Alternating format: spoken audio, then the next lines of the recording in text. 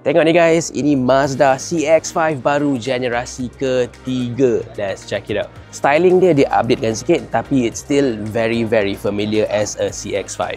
Dekat belakang dia ada lampu bentuk L sikit, sama dengan model CX-60. Lepas tu dia dah tak pakai logo Mazda dah. Sekarang dia tulis full Mazda. The biggest difference, panjang kereta ni. Sebelum ni CX-5 banyak orang tengok sebagai a more dynamic SUV, tapi dia kurang practical sikit lah. Kat dalam memang tak boleh lawan CR-V. Tapi untuk generasi baru ni, wheelbase dia panjangkan lebih 100mm. So dekat dalam jauh lagi spacious. Dekat dalam dia tukar habis. Steering ni baru, dia tulis Mazda juga. Dan screen semua of course lagi besar lah.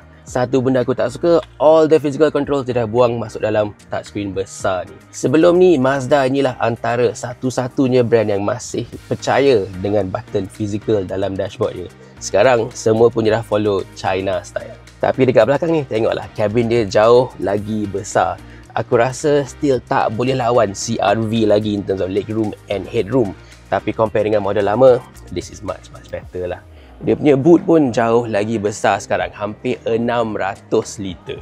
Engine so far dia cuma announce Skyactiv 2.5 liter naturally aspirated, tak ada turbo, tapi ini versi mild hybrid.